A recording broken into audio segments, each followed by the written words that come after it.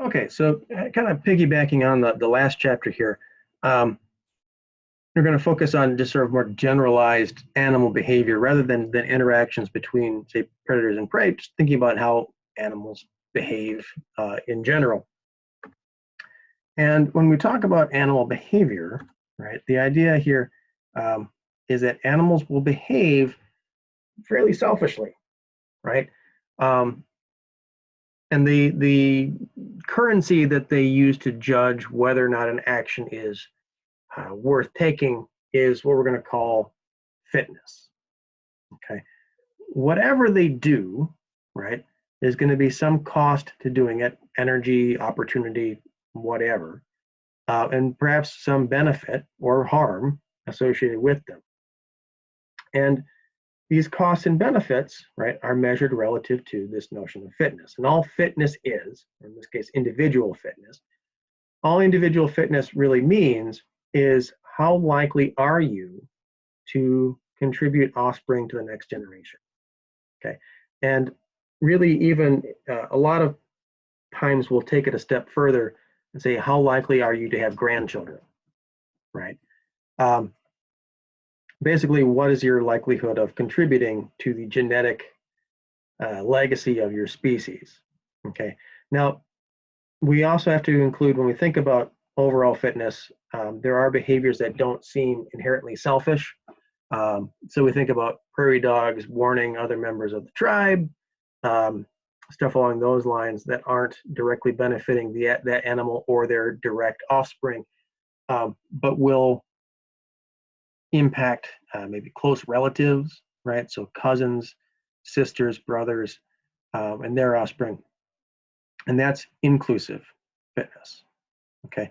And so sometimes with those kinds of we'll call altruistic behaviors, what's driving that is this notion of inclusive fitness. You might die, but your brother, your sister, their children might live on.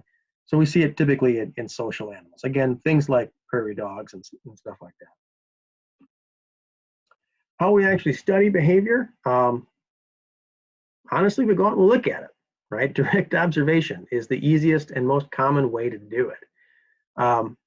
We might go out looking for specific things, right? We might look out to see what an animal is eating, okay? How does it find food? We call foraging ecology.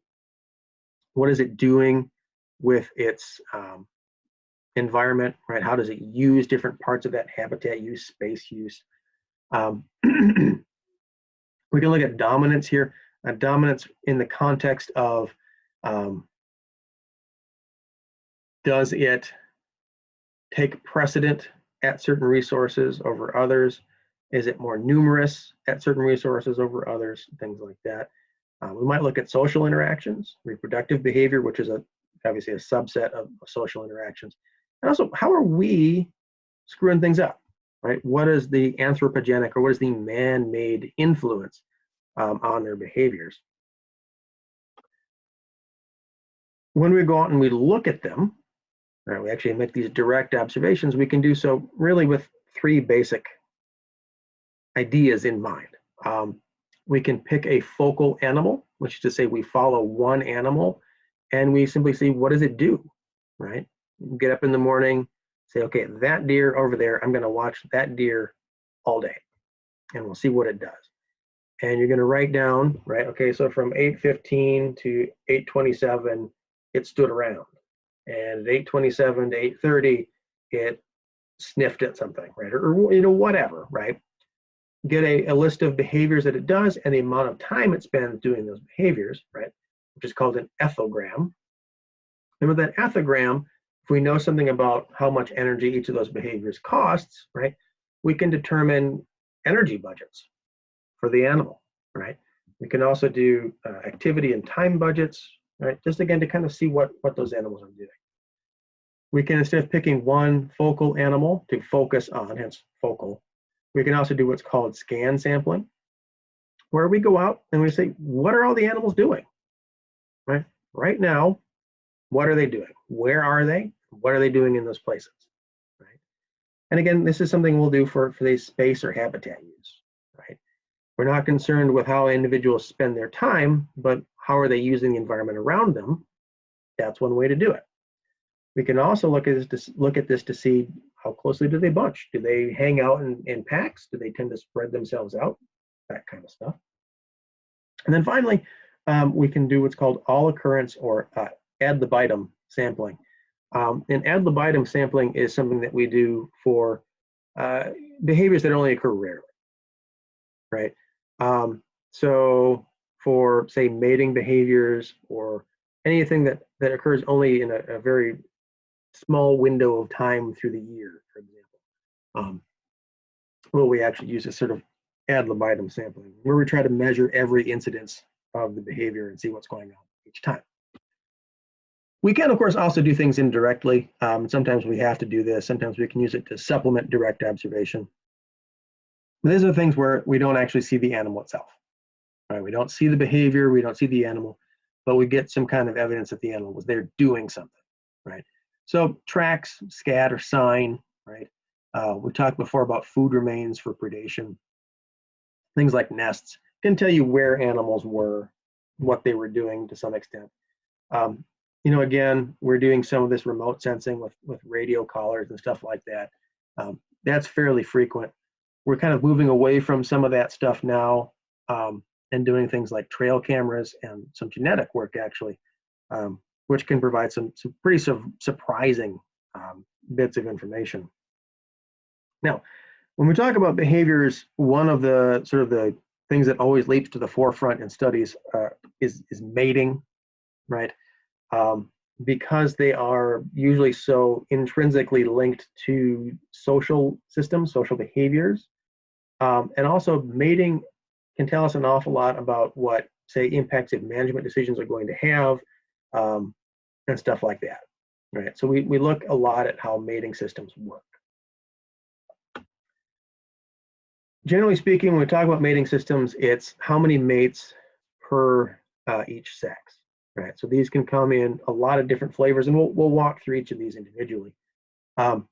Monogamy versus polygamy and all the varieties of polygamy, and then promiscuity. Basically, one partner, many partners. Everything's fair game, kind of a deal.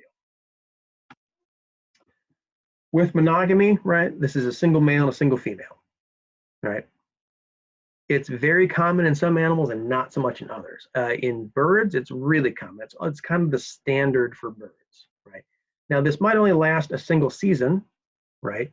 So most of the monogamy we see in birds is what we call serial monogamy, where they pair up for a year, they have kids, and they split. They might change mates, they might not, right? But it's only monogamous for the season.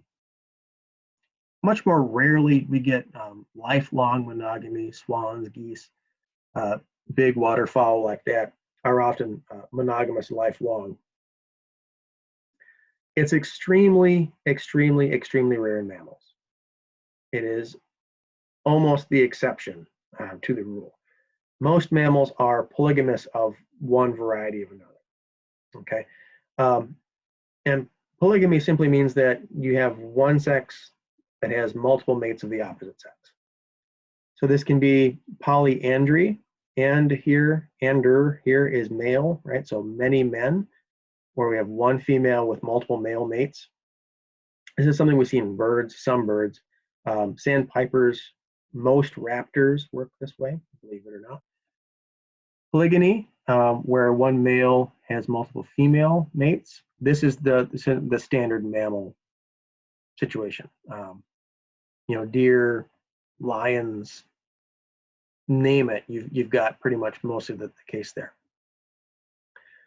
Somewhat more rarely, we get what's called polygynandry, where we kind of have like a little swingers party, basically, is kind of the crass, disgusting way to put it. You have more than one male, more than one female, and they kind of mix and mingle. Not very common. So like if you're managing for red fox or woodpecker, this is the mating system in there, but it's really not particularly common. The reason or the driving force behind polygamy can vary, okay? We can get what's called mate defense polygamy or resource defense polygamy.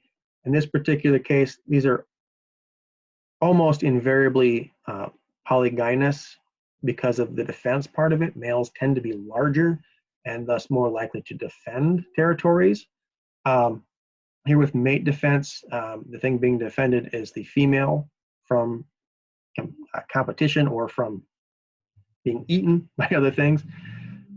With resource defense, a male stakes out a territory that has abundant resources in it. And the females are attracted then to that resource. A lek-based polygamy, we mentioned the term lek earlier. This is kind of like a singles bar. All the males, typically it's always males, will kind of line up, say along a seashore or on a bit of shale or something like that, and kind of just be performative. And the females will pass by and will kind of pick from that lek which mates they want to have. Promiscuity does happen. It's not super common outside of small mammals, where it's just anything goes, right? They're all on Tinder, basically, is what it comes down to. They'll mate and then they'll never see each other again. Right? There's no real thing holding them together. Where we're starting to understand a lot of this stuff, a lot of the new information coming out of this here is where that genetics is coming in. And what we're finding is that even in monogamous species, there's a fair amount of cheating going on. There are multiple instances where a lot of these monogamous pair bonds are actually resulting in what we call extra pair fertilizations, or EPF, where another male, or in some cases another female, has kind of snuck in and is providing some of the genetic material for the next generation. So because of that, because we're learning more about how these things are kind of coming together, we're starting to get away from these sorts of these kinds of things and getting back to classifying them more by social and genetic mating systems. One of the things that we need to also kind of keep in mind here that can help us inform our judgments about mating systems is sexual dimorphism, right? Males being bigger than females often, although not always, can play a pretty important role in how these things come to be.